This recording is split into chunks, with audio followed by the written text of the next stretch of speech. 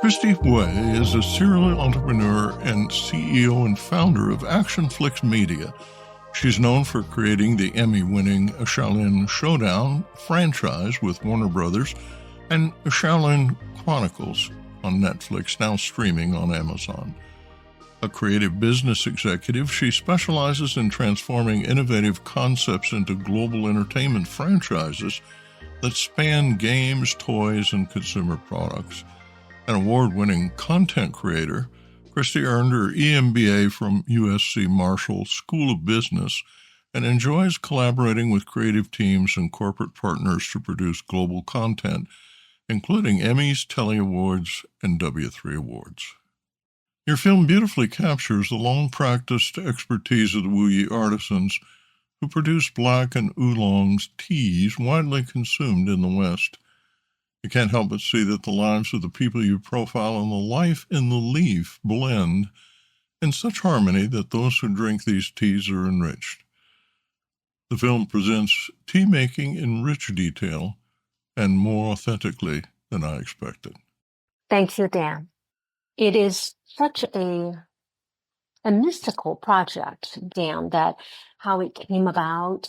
If I were to tell you some of the remarkable stuff that was happening and that how it happened, how the entire movie came together, it is nothing short of a miracle. And from the makings of to how it stumbled upon on my lap and my own journey as both a person, a tea drinker, and a professional, all those forces kind of collided in a perfect scenario to enable me to do this tea movie. What does it take? I jokingly say that you kind of have to be the Columbo, a detective, but knowing both the Western culture innately, like I am, and also fluently, and also knowing the Chinese culture with the passion and love and the background of all the dynasties and the love for tea and a love for history. If I did not have the love for history, it wouldn't have come out the way it is. And I would have given up because this whole tea movie was supposedly a 30-minute film. And then it turned into 90. I thought it was going to be 6 months because I knew tea turned into 90 because when I was in the midst of it, like I said, this is a 7-year project from inception to distribution. It's 7 years. And in the makings of it took 5 years. 5 years. I was just looking at the rough cuts. COVID both hurt us and helps us. Mm-hmm. Mm-hmm. When we finally finish this cut, and you would appreciate this, it is timeline number 81, rounds of addition. Why don't we just go and finish it? Why don't we just turn it in? As a lifelong tea drinker and someone who loves tea, I think that I would not be doing tea's justice if I didn't completely tell the story. And I often use her because Camellia sinensis, I felt like there's a kindred spirit. I aspire to be like a tea plant because it's humble, it's noble, like I said on the film, and it's spiritual. I speak Chinese fluently. I was raised in China, born in China. I thought I know the tea story. I did not know the tea story. The tea history was so muddled. The perfect scenario is for me to share with the world the glorious history of tea and that this drink is more than a drink. It's the melting, the infusion of the divine universe between the plant world and the human spirit. And that's what I call the tea spirit. It is beyond a drink because when I walked into this project, it was just a drink. I talk about, the terroir. I've been drinking tea at Oolong, fallen in love with Oolong. And it's about the terroir. It's about the health benefits of it and how it cleanses the oil from your body and kind of help you get rid of the fat and all that fun stuff. And Oolong, for tea now, it's helping you lower cholesterol, all these wonderful things. But I never knew that what is beyond what we know, the physicality of tea, the philosophy, the living philosophy, the spirits. This has been a long journey. Like I said, it was 7 years just to make this film, to come to the understanding, and it humbles me. Your heartfelt response, Christy, aligns with the film's tone. Following the pandemic, we observed a significant increase in at-home consumption, a growing appreciation for the calming ritual in stressful times, and a recognition of the importance of brewing temperature as well as the health benefits of loose-leaf tea. Your documentary showcases the traditional preparations that artisans use to enhance that enjoyment, encouraging consumers globally to refine their taste in tea. Europe and North America might appreciate tea because it tastes a certain way, but I don't think they have the discipline to dig in to discover why it tastes the way it does by exploring what's unique about the pine trees used to smoke lapsang and the unique qualities of the Dolomite waters of Wuishan. Artisan tea makers can teach us these things. Those of us who have seen the documentary say this feels authentic. Drone shots, not CGI, gestures and processing techniques are natural, and dialogues not rehearsed. You were right, but everything has yin and yang. And with the technology, a lot of things get detached, including our own spirits and our own way of life, and the way we look at things, the way we treat each other, the relationship with ourselves, with the way we work, with the way we talk, we collaborate. So I think this is why sometimes when I showed this film in China, they were absolutely gluing onto the TV, because I would tell you one thing really, really surprising, Dan. In China, they know their own Zen ritual, the beginning of it, blah, blah, blah, but they did not even know how spiritual it was, the beginning, because it's just like in France, tea, wine, the monks made wine first inside the monastery. That's how it was the spiritual path, and it was the work that it's a God-given work, right? So you have that, and that's why I often said that there's a parallel between that and tea. Tea in China grew out of the monastery. It was the monks' drink because they had to stay awake. And so in order to make tea, and it was a spiritual journey, that you have to put your best, your essence into it. Just like the French monks made their wine, they had to put their essence into it. There's no shortcut. There's absolutely no shortcut. There's no AI. There's nothing. There's no social media. There's no influencers. There's just you and this plant.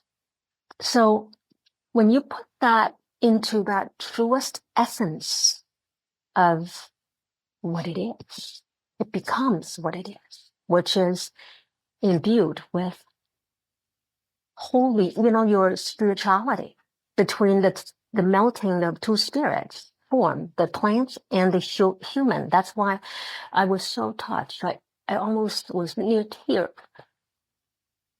when old daddy, the 11th generation Oolong tea master, said this line to me, that it was good people make good tea. It was like, whoa. He summarized it so beautifully. It couldn't have been written in a script. I mean, I'm a script writer. It couldn't have been spoken in a more truest form. That's the authenticity I'm talking about. There's a message in your documentary that it's handmade. I love the scene that when I said, "Oh, Daddy, pretend the camera's not here." Because I wanted to capture the traditional method of you making tea, not the manufacturing line, not the assembly line. And there are plenty. And I saw that too. And to me, that wasn't what's interesting and what's captivating. I want to get down to the essence, the roots of tea, and to the beginning of how it became. And so I decided to capture the traditional aspect of tea making. And that's why I was so delighted when you had never seen a scene like that in any tea making movie. When you read the history of tea, there are tales of espionage, naval warfare, and other complications such as the Boston Tea Party. Tea changed the world in less obvious ways as well. Will you talk about the mercantile aspects of tea, such as how the porcelain teacup influenced perceptions of China and tea globally? The Chinese people are tradesmen. They are very savvy business people. They respond to the market demand really, really quickly, very entrepreneurial, especially back in the 1700s when you are having the Canton, Guangzhou ports as the only ports that's open to the Westerners. So I'm a Canton girl. I came from Guangzhou. So this is where the China trade, the only city really back then that was open to the Western trade. So the Cantonese people actually are very savvy merchants. As I said in the documentary in the beginning, the Chinese only like to have very refined tea, tea that is not black in color or muddy in color. They want clear, golden elixir color. And so, so that's what's popular in China. And so all of a sudden you have this accidental tea that's been smoked by the pine. And they're like, oh, we don't like to drink it. The Chinese, ooh, this is bad stuff. Let's ship it out. Well, then voila, it became a giant hit. I mean, that was what the Western palate was welcoming. Well, also, I would often say that had they have Instagram back then, the digital media to share what's good tea, then possibly the West would want to have good tea too. But and I think that's the beauty of tea is that everyone's taste is so different, right? And so that tea made it out to the world and it started, oh, we can add milk to it. And timing is everything, as you and I both know. So they can add milk, right? And then they can add sugar later on. But that's what it is, that the Chinese never had the habit of drinking tea with milk. So therefore, to our palate, the lighter the tea, those clear tea, it fits our lifestyle and our entire dietary makeup. Whereas you over there, you have milk. And so all of a sudden things and then so like I said in the documentary, well, the merchants in Wuyishan responded. They're like, oh, wow, look at the Dutch came in and they want black tea. Well, all of a sudden, everybody who makes oolong tea, which is a lot more complicated to make, right?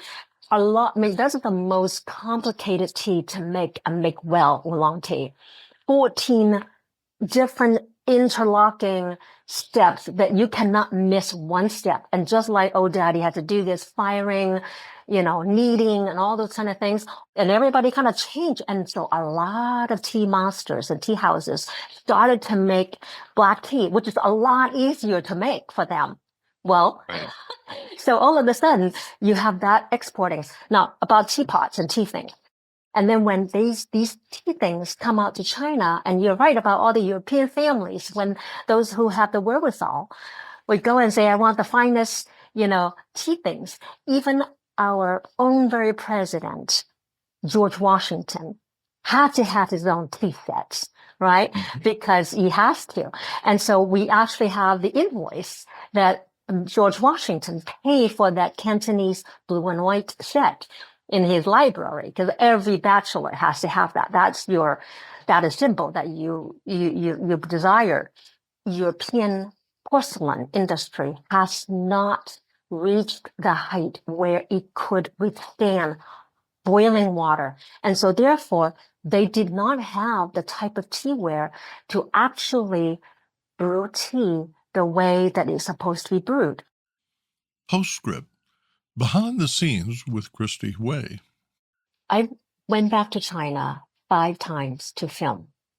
And every time I went back there, and because I came back and I thought I have everything, and then I did more research and said, oh, I missed this and this. In Wuyishan, drone shots were prohibited. I went into the forbidden region that where Mr. Zhang talked about Lapsang Shushan and how it was created, how his family and the entire smoke room that we went in to film never happened before.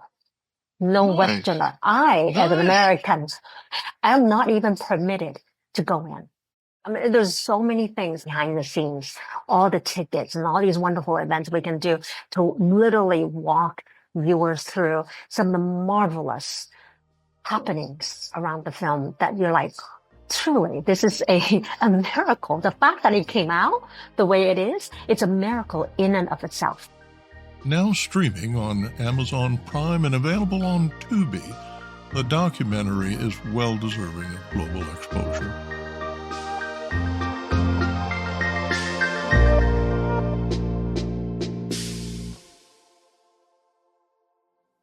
Produced by Adavita Studios. Connect your voice to the world.